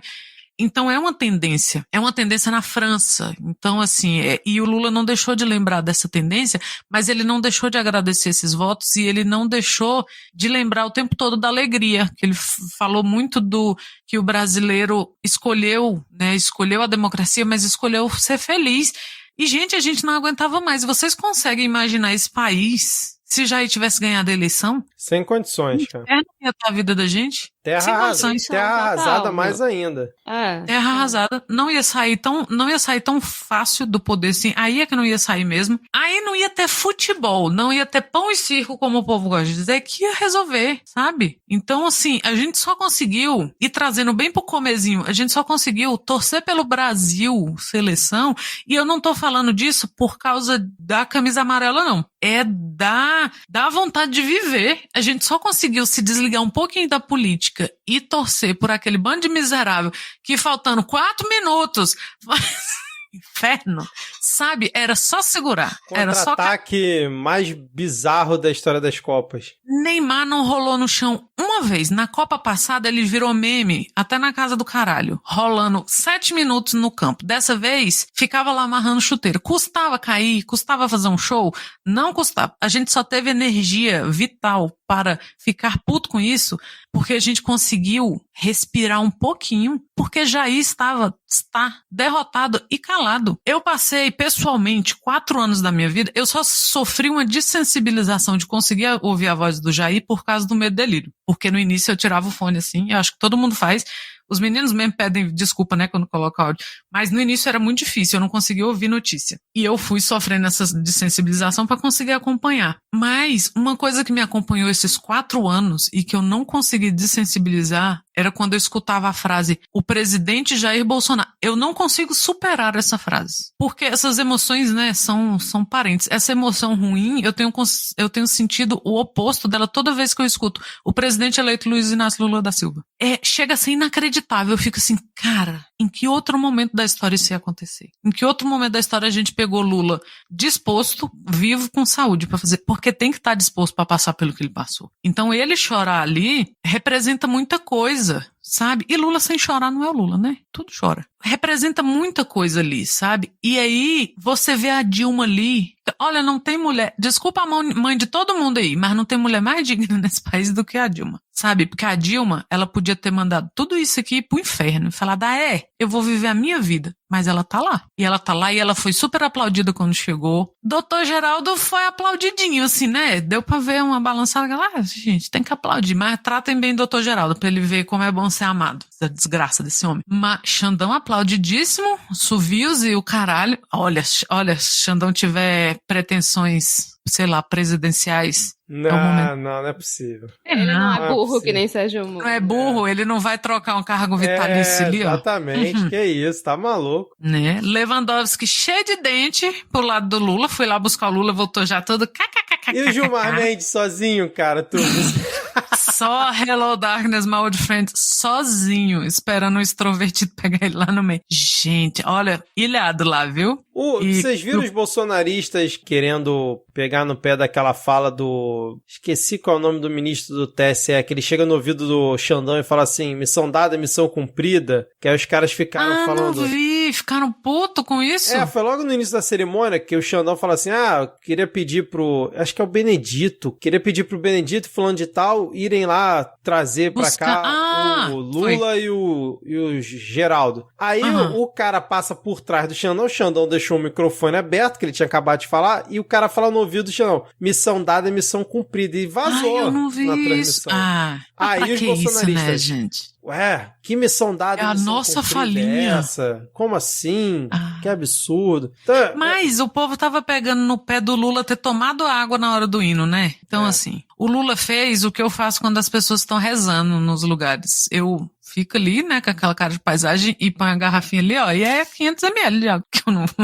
Ele fez a mesma coisa que eu. Mas porque também, quando a câmera passava, você via que tava cada um num pedaço da música, gente. Por favor. E, então, assim, ficaram caçando umas filigranas, assim, sabe? Eu não sei como não falaram da Janja e da Lu Alckmin, que estavam lá também, inclusive belíssimas, belas mulheres. Não estamos aqui para elogiar a aparência de mulheres, mas, assim, depois de tanto tempo, né, de Michele, né? Mas não fisicamente, a energia, é o mojo ali da pessoa, sabe? Alto astral.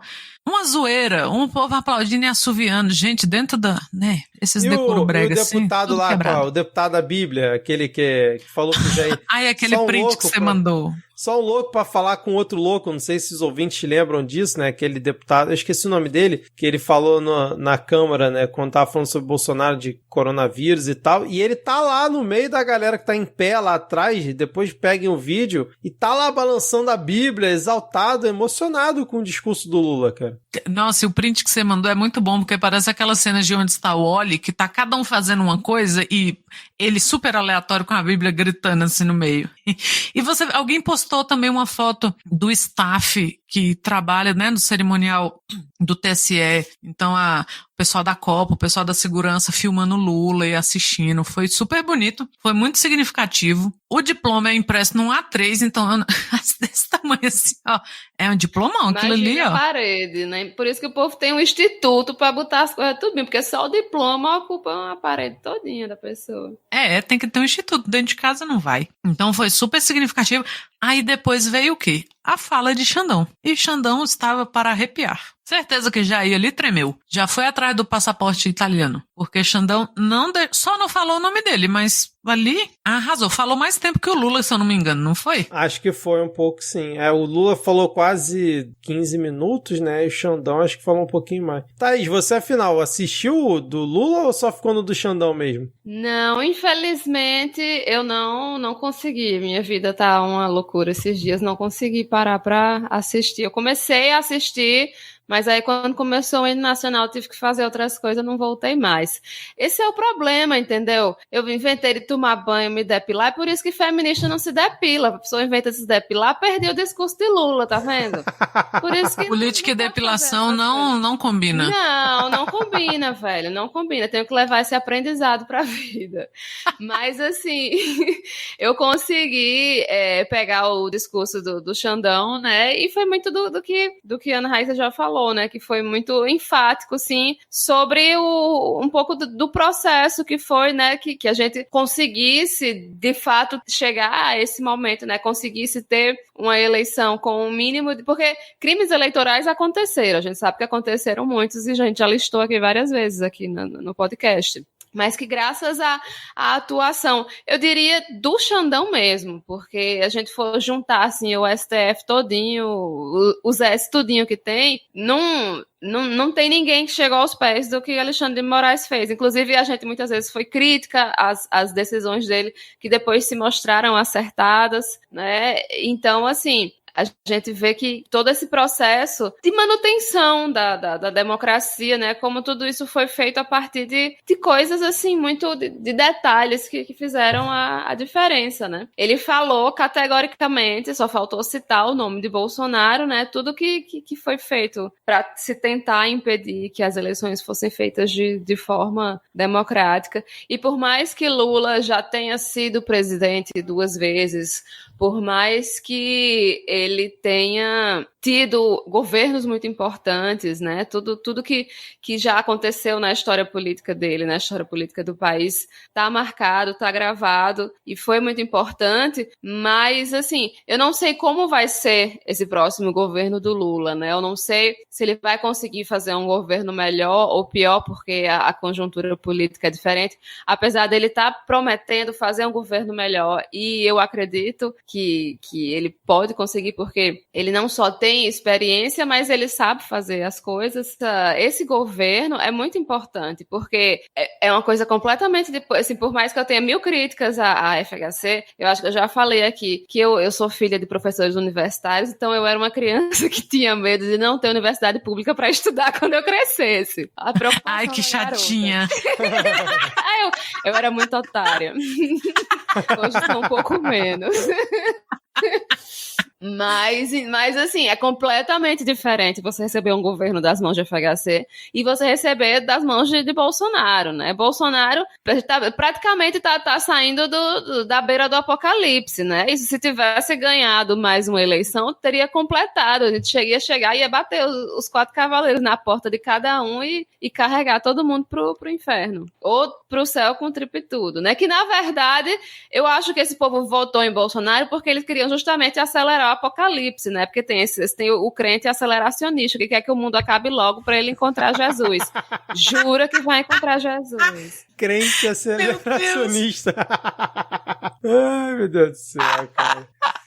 Assim, a parte do discurso do Xandão que eu curti, que tá até aqui na reportagem do João, que já facilitou minha vida de não ter que buscar, que é quando ele fala assim, ó: essa diplomação atesta vitória plena e incontestável da democracia contra os ataques antidemocráticos, desinformação e contra o discurso de ódio proferido por diversos grupos que, identificados, garanto, serão responsabilizados para que isso não retorne nas próximas eleições, fecha aspas, e nesse momento eu queria muito uma câmera filmando o react do Bolsonaro assistindo essa diplomação, porque ele com certeza estava assistindo, e da galera em frente ao QG assistindo, porque eles com certeza acompanharam também, vendo o Xandão com sangue nos olhos, falando que identificados serão todos responsabilizados. Realmente deve ter sido, assim, algo curioso de assistir, apesar que o pessoal estava divulgando um comentarista da Jovem Pan, no momento que eles estavam transmitindo ao vivo, o cara estava fazendo react ao vivo ali na Jovem Pan, cheio de deboche, mascando chiclete, cuspindo chiclete pro alto, uma coisa assim, deprimente, mas a carinha do Bolsonaro eu queria muito ter visto quando o Xandão mandou essa ali, que claramente foi uma indireta, completamente direta para Jair Bolsonaro e seus apoiadores. Não, esse foi realmente o momento alto do discurso de Xandão. Nesse momento eu me levantei e comecei a bater palma para ele, porque foi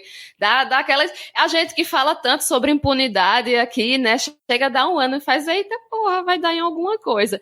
Eu só espero que Xandão nunca tenha nada contra mim, assim, nenhuma rixa pessoal contra mim, porque o bicho, quando pega ranço de alguém, ele vai até as últimas consequências. Exatamente, cara. E a Ana comentou a parte que o Lula citou da extrema-direita, né, que eu concordo que foi muito importante, só fazendo um adendo a esse assunto, né, que é a extrema-direita, pois a gente teve aí na equipe de transição do governo eleito, né, do governo Lula, um relatório que foi elaborado listando estratégias de ação governamental para evitar atentados a escolas no Brasil, que passaria por ter ali um grupo de trabalho para se estudar a extrema-direita no país e evitar esse tipo de atentado. E quem colaborou com esse relatório, né, que foi capitaneado pelo Daniel Cara, foram as queridíssimas Letícia Oliveira, a nossa bicicleta, e a Paola Costa, e estiveram participando da construção desse relatório que foi entregue nas mãos aí da equipe de transição do governo Lula. Então, assim, parabéns tanto para a Paola quanto para a Letícia e para toda a equipe aí que participou dessa elaboração, que realmente é um tema que não pode sair do radar em momento nenhum, né? É crucial,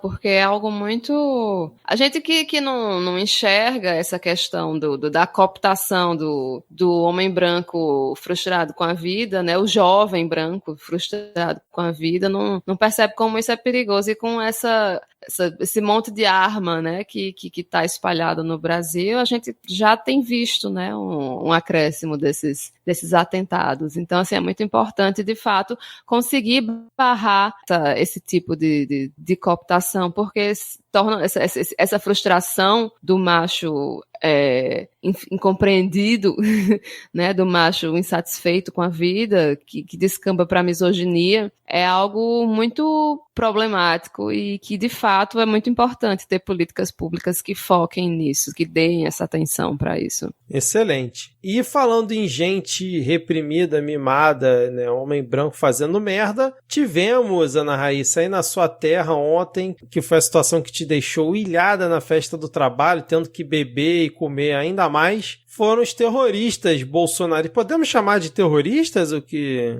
eles fizeram ontem? Porque eu vi gente comentando que, perante a lei, o que eles fizeram não se enquadra na lei antiterrorismo. Mas muita gente usou o termo terrorista para o que os bolsonaristas golpistas fizeram ontem em Brasília, tacando fogo e tocando terror na cidade, né? Olha, se terror você... é a palavra adequada. Nossa, literalmente tocando terror. E se você pôr fogo em carro de pessoas que não tem nada a ver, né? Porque teve gente saindo do trabalho e chegou no estacionamento, o seu carro estava completamente queimado.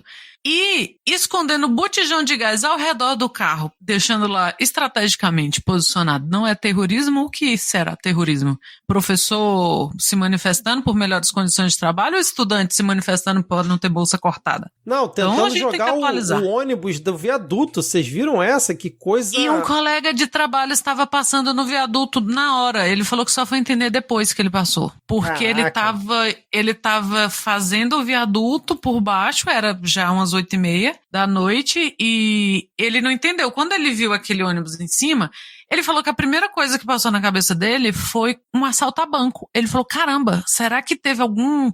Porque naquela região você tem o Banco Central, você tem a matriz da Caixa Econômica, a matriz do Banco do Brasil. Ele falou, caralho, aconteceu alguma coisa muito escrota com o banco e estão fechando as vias. E ele, muito rápido, assim. E aí já tinha os policiais chegando, a resposta da polícia do Ibanez foi lentíssima, porque desde o início a gente já tinha um indígena golpista com palavras de ordem para a invasão, inclusive da diplomação do Lula, desde cedo. Esse movimento já estava acontecendo. E a PM não estava monitorando esse movimento. Pelo contrário, uns rapazes filmaram PMs muito à vontade no acampamento bolsonarista ali no QG. E os rapazes foram presos depois, inclusive. Eles sim foram presos. Então, não teve um monitoramento dessas movimentações que ainda não eram manifestações. Então, quando a polícia respondeu, ela não sabia o que fazer. Como se monitorar ela soubesse, né? Mas assim, no andar da carruagem seria. Então, quando esse colega estava passando por baixo, saindo da festa da firma que eu não consegui sair, porque ele saiu, ele pegou o negócio acontecendo. Então, quando ele conseguiu sair, o bicho pegou fogo e ninguém conseguiu sair mais, mas por precaução, porque a gente estava fora da rota, né? Mas aí a gente ficou meio, será que arrisca? Preferimos não arriscar. Como ele passou no meio da confusão, ainda não tinha notícias. Então, os policiais vieram fazendo sinal para eles pararem, como tinha poucos carros, ele parou e o policial fez assim, sobe no meio fio na grama e volta. E aí ele disse que não parou pra perguntar, né? Ele só voltou. E aí depois ele vendo as filmagens, ele pensou, caralho, esse ônibus ia cair em cima de mim. Olha só. Se isso não é terrorismo, temos que, né, que reavaliar aí o que seria terrorismo. Porque foi terrível. A gente teve caso, como eu falei, de trabalhador saindo, assim, aí uma moça esteticista, trabalha em salão de beleza, que não se deu pelo, né, como, acho que não viu celular, essas coisas, não viu notícia quando ela saiu do trabalho, que ela chegou no estacionamento, o carro dela estava completamente queimado. Tentaram invadir a sede da PF, queimaram um ônibus dentro de na frente de uma delegacia, queimaram um ônibus, um carro menor dentro de um posto de gasolina e ninguém foi preso até agora. Aliás, foram presos esses dois rapazes que filmaram PMs muito à vontade na manifestação no acampamento bolsonarista. Mas a desculpa do Ibanez Mas esses dois acho que não foram em Brasília, né? Foram em outra cidade. Acho que não foi em Brasília. Os dois que filmaram. Foi em outra cidade. Mas aqui aconteceria, né? Mas com certeza. Tá, faz sentido sim em outra cidade. A desculpa oficial do governo do Distrito Federal é de que, como não era a área de jurisdição do Distrito Federal, mas de jurisdição federal do Exército. Então, o Exército teria que efetuar as prisões. Oficialmente, essa área de jurisdição ali do Exército estava a 500 metros para não sei aonde. Então, assim, não condiz com o que ele fala. O Ibanez faz isso direto, não estava na minha jurisdição. Mas, quando é do interesse dele, que foi o caso das manifestações do 7 de setembro, uma semana antes ele já tinha tomado providência para os golpistas não chegarem na esplanada. Mas aí, ontem não, ele não podia fazer muita coisa. De certo, estava no Piauí, que é onde a família dele tem fazenda e ele vive lá, né? Não devia estar em Brasília, ficou mandando as coisas pelo zap.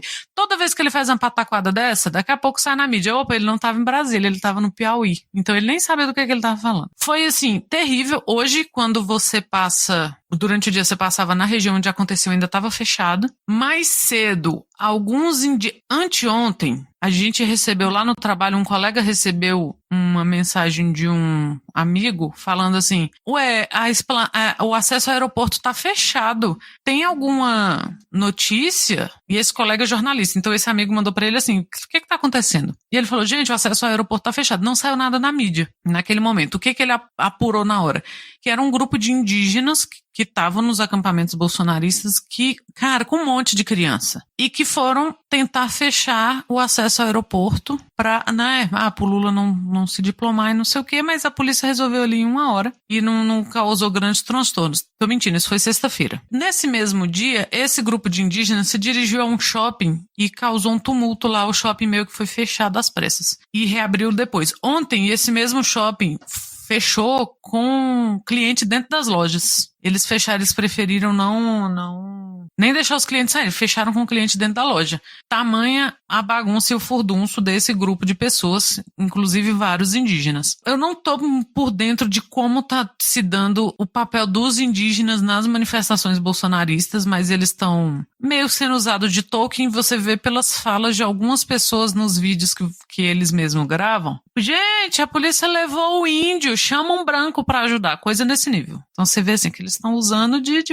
escudo, do jeito que estão usando, sabe, outras figuras. Esse autodenominado cacique, que não é reconhecido pelos chavantes como cacique, e que tem uma ficha assim, ó, uma extensão digna de um bolsonarista, estava desde esses acontecimentos de shopping e do aeroporto, ele estava incitando as pessoas a invadir, tem que ir lá, tem que partir pra quebradeira, porque senão eles não vão ouvir, não sei o que, rarará. E aí, Xandão fez o que faz de melhor, vigiou e puniu. E nessa que o Xandão mandou prender, acho que ele se chama Sererê Chavante, no que mandou prender ele, aí a galera ficou meio maluca, né? Por quê? Primeiro, assim, claro, quiseram fazer todo o circo do, prenderam uma liderança da nossa movimentação, é a liberdade de expressão do cara. Ou aí também entrou naquela, não pode falar mais nada. E quiseram dar a cartada do coitado. Mas prenderam um indígena, agora pode. Como se indígena não sofresse já o pão que o diabo amassou na mão da polícia aí,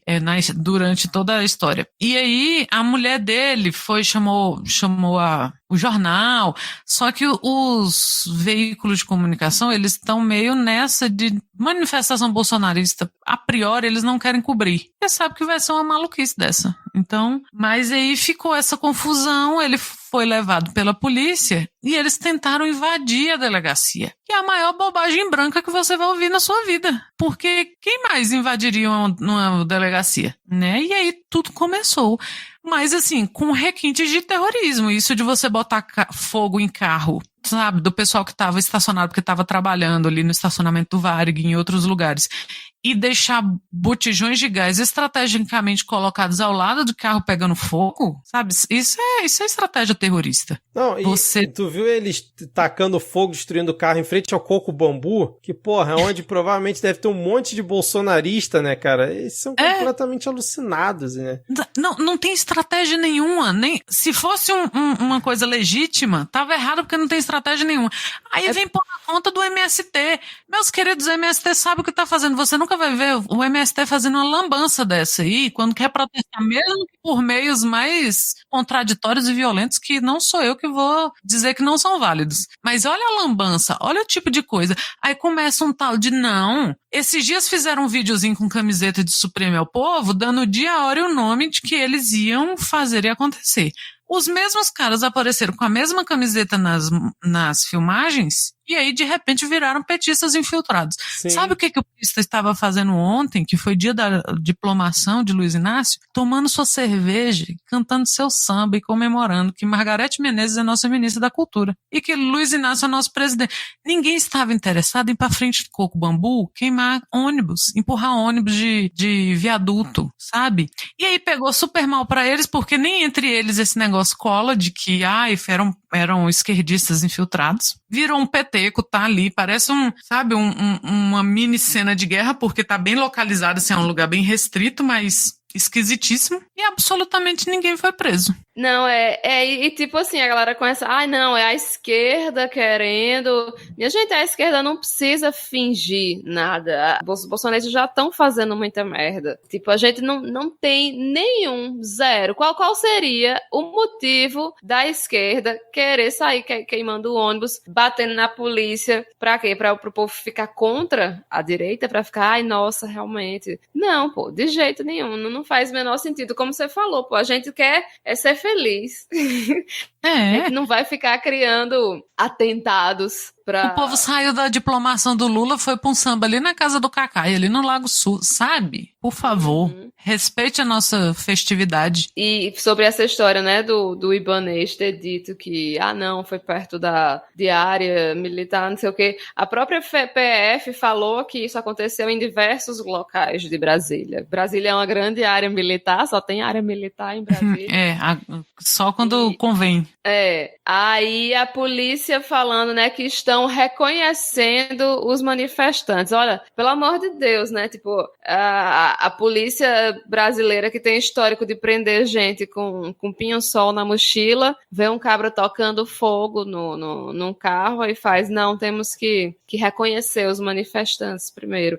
Inclusive, sobre essa coisa de reconhecer os manifestantes, tem rolado um apelo de se divulgar mesmo vídeos que mostrem os rostos das pessoas, né? Quem reconhecer alguma das pessoas nesses atos terroristas em Brasília, falar, né, porque, enfim, tentar que de fato as pessoas sejam, até porque se essas pessoas não forem responsabilizadas, dia primeiro vão estar lá tocando terror de novo, enchendo o saco, né.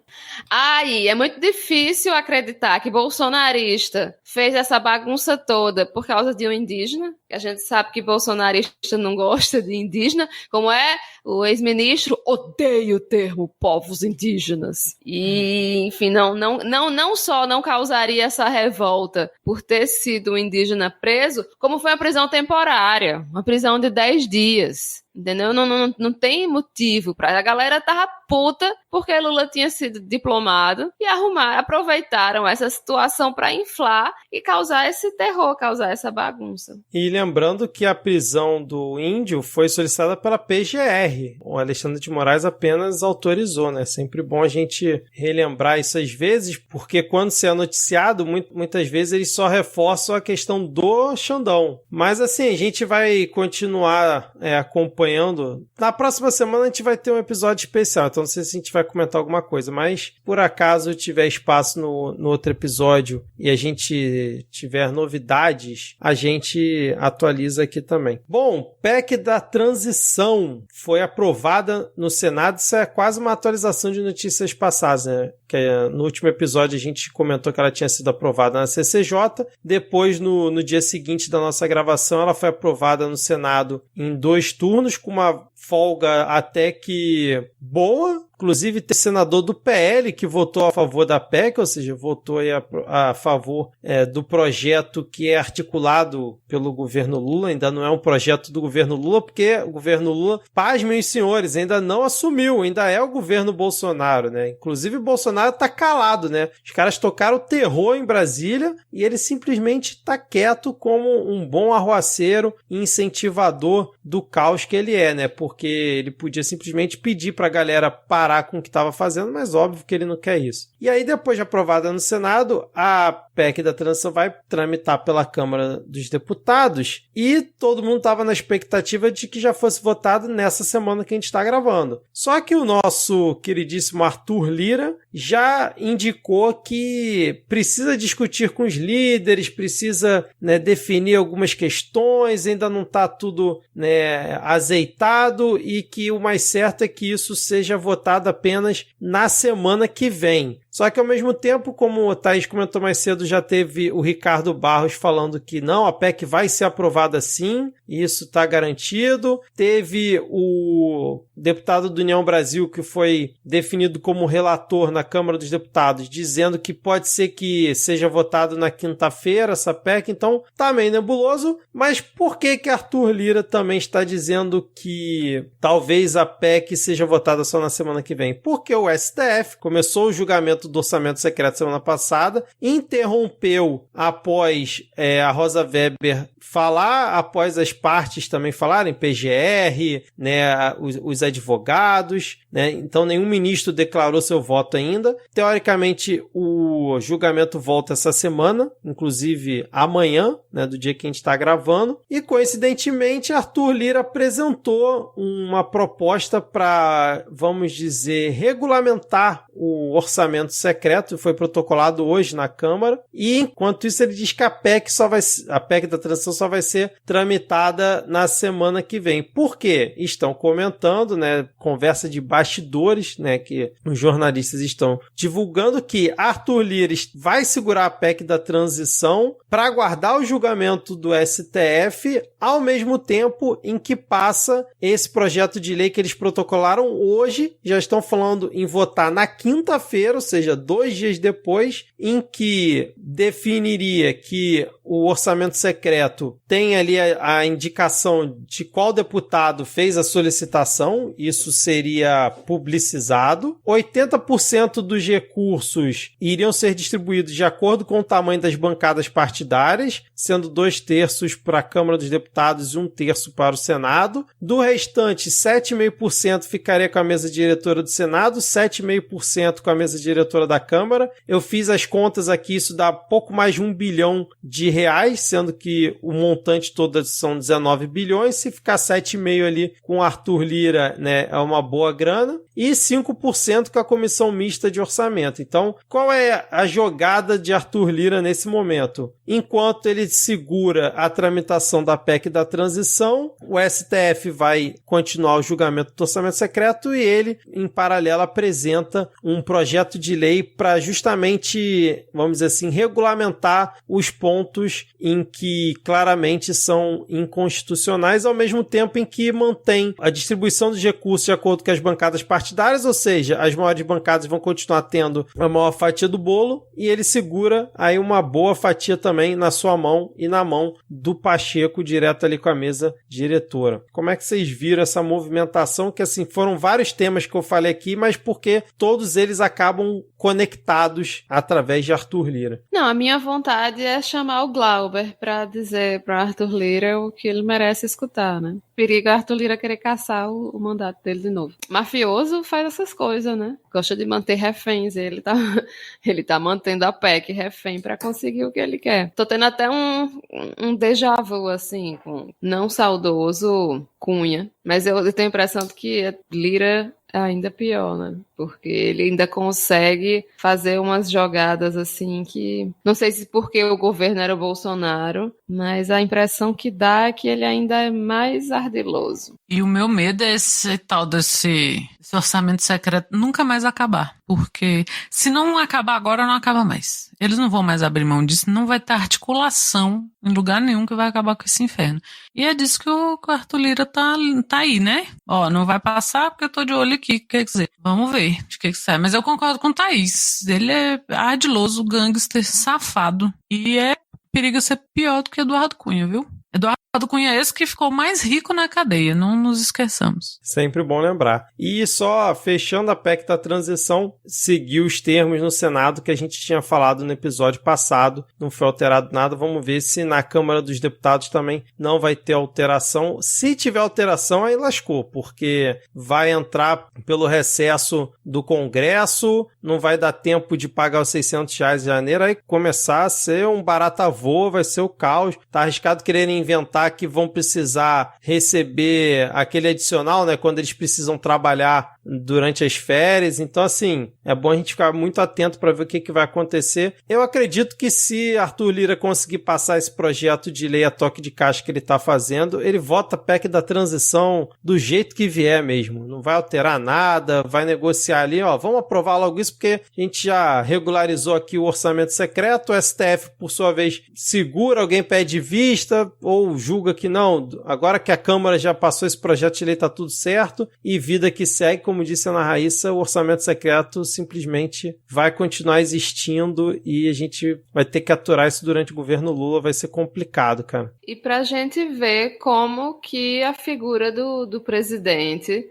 da Câmara, né? Eu não sei porquê, eu tenho a impressão de que o presidente da Câmara é ainda pior do que o do Senado. Não sei se porque a galera que preside a Câmara geralmente é mais mafiosa, mas como tem poder essa pessoa de decidir o que acontece ou não no país, né? Às vezes eu tenho a impressão de que o presidente da Câmara tem até mais poder do que o próprio presidente da República. Porque é isso, o que ele quiser, ele vota, o que ele não quiser, ele não vota, segura, senta em cima, faz de gato e sapato, faz o que quiser e a gente não tem o que fazer. E o pior de tudo é a gente ver que provavelmente esse cara vai se reeleger como presidente da Câmara, né? Isso que é mais triste, mais desesperador. Ainda bem que o Brasil não é um parlamentarismo, porque pelos presidentes da Câmara que a gente tem, meu Deus, que horror. Que horror, pode escrever, Thaís. E fechando aqui a nossa pauta, o Lula finalmente anunciou oficialmente os seus primeiros ministros e foram nomes que já estavam sendo ventilados há um tempo e só se confirmaram. Realmente temos Fernando Haddad como ministro da Fazenda. Eu espero que eu queime a minha língua aqui. Ter criticado a Haddad como essa escolha, já falei aqui mais uma vez, vamos ver como é que vai ser o Haddad no comando da pasta. O José Múcio, que eu também já critiquei aqui por ser o ministro da Defesa, vai querer conciliar com os milicos, ao que tudo indica, tá arriscado rolar essa anistia velada, vamos dizer assim, né, com os malditos milicos. Flávio Dino no Ministério da Justiça, não sei vocês, mas achei um excelente nome. Rui Costa na Casa Civil, que também já era um nome que estava previsto, e Mauro Vieira, ministro das Relações Exteriores, ele que já foi ministro na época do governo Dilma, e também confirmou Margarete Menezes como ministra da Cultura. Ela disse que aceitou, o Lula ainda não confirmou, mas ela já disse que aceitou o convite do Lula, mas oficialmente ainda o Lula mesmo não falou. Mas hoje ele confirmou que o Mercadante vai ser o próximo presidente do BNDES. Não sei se vocês querem comentar alguma coisa, eu já falei mal do Mercadante algumas vezes neste podcast, então assim, Mercadante no BNDES, o Lula, não é possível, cara. Eu sei que o Mercadante é formado em economia, tem mestrado, tem isso, tem aquilo, mas não dá, cara. Mercadante, não dá pra ficar insistindo com esse nome ainda num cargo tão importante assim do governo. E o Lula ficou de anunciar outros nomes ao longo da semana, mas por enquanto ainda a gente não tem nada confirmado, mas ao que tudo indica, até o final da semana ele deve anunciar o restante dos ministérios. O Mercadante tem um cheirinho de governo passado mesmo. Eu tenho dificuldade de enxergar o Mercadante no governo futuro. Parece um PT que ficou no passado, porque o Haddad é um ministro reciclado, digamos assim, né? Já foi ministro da Educação, mas assim, a gente enxerga o Haddad como algo para o futuro do PT, digamos assim, né? O Rui Costa, eu não tenho visto ele na mídia, mas o Haddad e Flávio Dino, eles já estão muito presentes, né? Inclusive você vê que essa história que aconteceu ontem, o Dino já apareceu muito. Eu tenho visto assim ele se pronunciar em várias ocasiões e você vê assim como ele é uma figura assim que, sei lá, não queria dizer só que fala bem, mas ele é alguém que sabe se posicionar, que sabe argumentar, né? Alguém que tem muita postura, certeza, né? Do que alguém que tem muita certeza do que fala.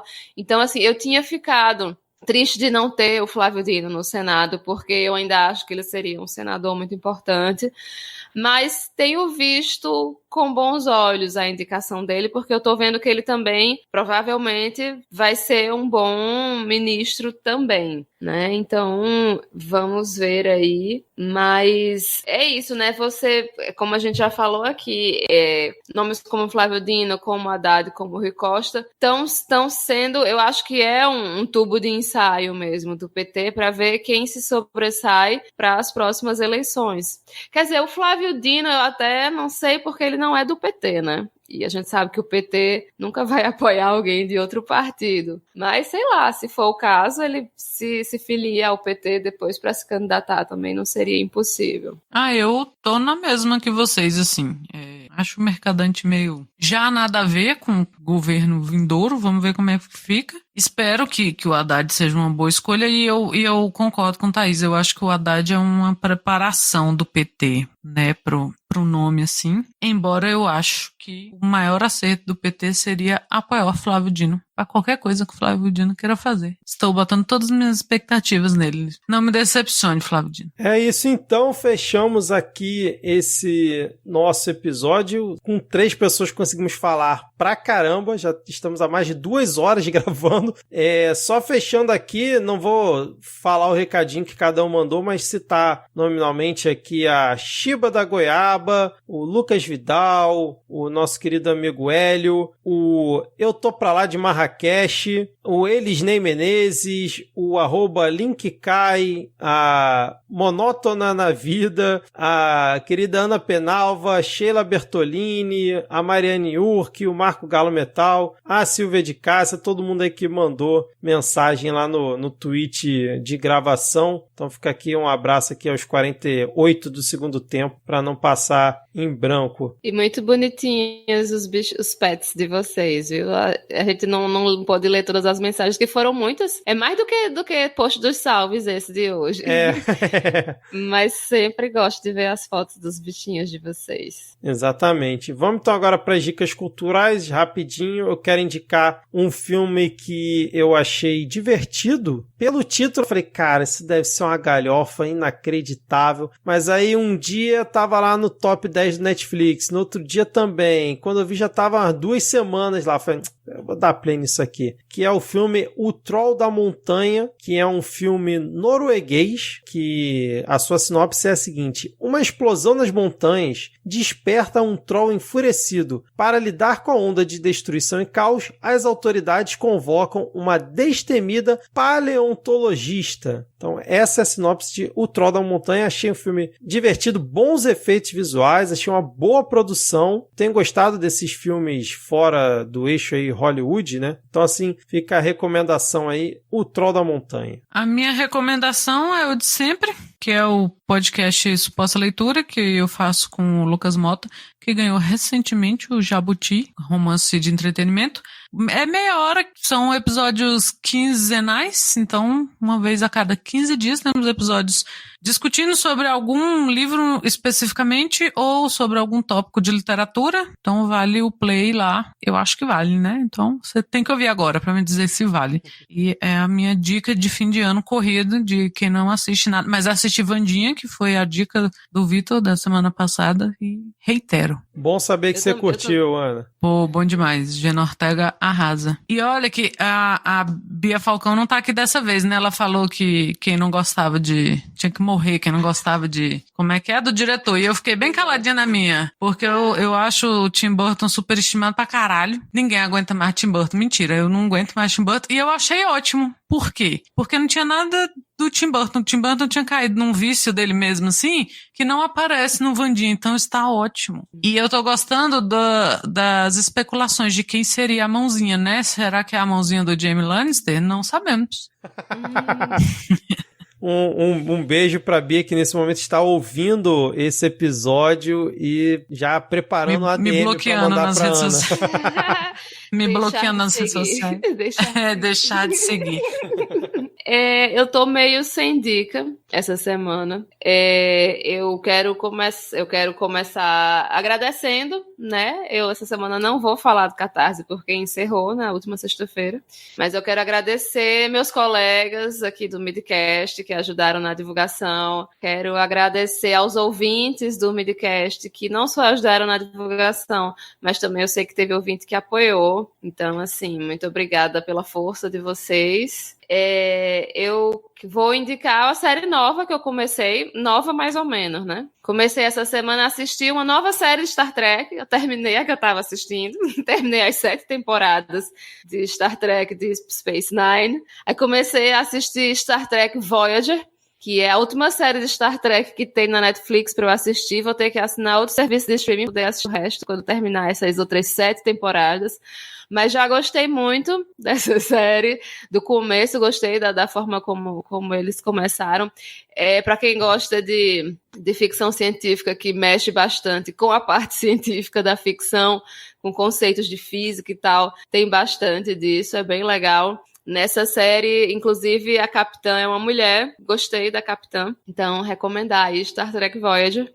E, assim, Star Trek tem várias séries que fazem referência umas às outras, mas você não se perde muito se você pegar qualquer uma que você e não ter assistido as outras. Não tem problema. Então, pode assistir só essa se quiser. E aí, se você gostar, você começa a assistir as outras. Foi assim que eu comecei. E vou fazer o meu jabá, né, para não perder o costume, da Miramar Livros, que, enfim, Miramar Livros tá lá, só procurar no site, nas redes sociais também, estamos lá, e sempre tô cheia de livro novo que eu não cadastrei ainda, mas tem um livro que chegou aqui recentemente, que tem muita gente procurando, que é Anaíde Beriz, A Última Confidência. Anaíde Beriz, acho que eu já falei dela aqui, que é uma mulher que teve a história dela muito interligada com a história da Paraíba. Basicamente, Anaíde Beriz, a história dela, né, aqui na Paraíba, acabou culminando no golpe de 1930, quando Getúlio Vargas assumiu a presidência. Então ela é uma figura, assim, bem... uma escritora, professora, e que teve um final trágico porque a vida dela teve envolta nessa coisa da política, né? Que a política no ano 1930 no Brasil estava uma loucura, e aqui na Paraíba estava especialmente. Então, se alguém tiver interesse, eu estou vendendo esse livro, é bem interessante. E quem quiser conhecer mais a história de Anaíde Beriz, tem o filme da Tezuka Yamazaki, que eu até já mencionei aqui, que dá para conhecer um pouquinho dessa história da Paraíba nesse período, que é Paraíba Mulher Macho, que acho que tem no YouTube, porque já é um filme bem antigo. Excelente, encerramos então aqui mais um Midcast Política. Ouvintes, se preparem, porque se tudo der certo e nada der errado, semana que vem teremos um episódio muito especial, fugindo aqui desse formato padrão, mais um formato que já tivemos aí no passado não muito distante, não quero dar muito spoiler, mas que Thaís Kisuki está ansiosa para esse episódio, a Ana também está animadíssima, Rodrigo, todo mundo aqui, então aguardem, porque semana que vem o episódio vai ser bem bacana se tudo sair conforme planejado, beleza? Então valeu, Ana, valeu, Thaís, e até a próxima. Tchau, tchau. Valeu, Vitor, valeu, Thaís, até a próxima.